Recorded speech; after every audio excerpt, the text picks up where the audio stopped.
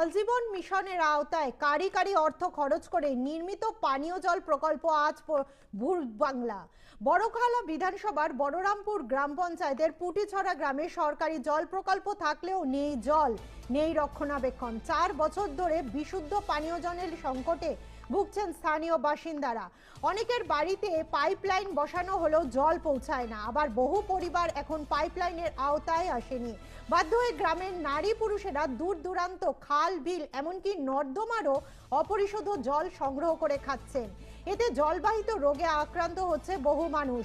পরিস্থিতি এতটাই সংকটজনক যে এলাকাবাসীরা শীঘ্রই বিশুদ্ধ জল সরবরাহ নিশ্চিত করতে কাছাড়ের জেলা শাসক এবং রাজ্যের মুখ্যমন্ত্রীর হস্তক্ষেপ কামনা করেছেন।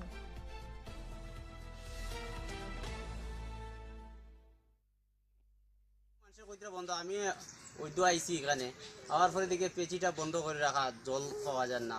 কোনো সামান্য কয়েক আছে ছোটো মোটো ওগু থেকে সব এই গ্রামের জল নিয়ে খায়, কিন্তু পেঁচিটা চালু দেওয়ার লাগে আমরা সারা অগ্রসর যে ওটা চালু দিয়া দিন।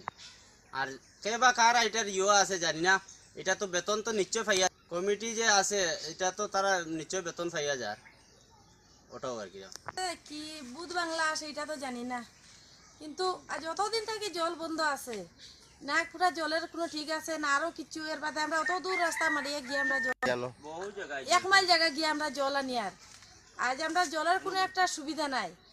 আর সরকারে তো বেতন সবরেও দিয়া যার, জলের বাবদে তো যে ক্যান্ডিডেট আছে এটা তো জানি না, কিন্তু কে আছে কে না, কে পিএইচি ক্যান্ডিডেট আছে এটা জানি, কোন কমিটি চালার এটাও জানি না। আমরা এরা ধরতাম পারি না, এরা আমরা কইয়া তো কোনো লাভ হইতো না। আমরা জলটা খাইতাম, আমরা ওটাও লাগে। আমরা কি তা সরকারের মানুষ না, আমরা সরকার ছাড়া মানুষ আছি?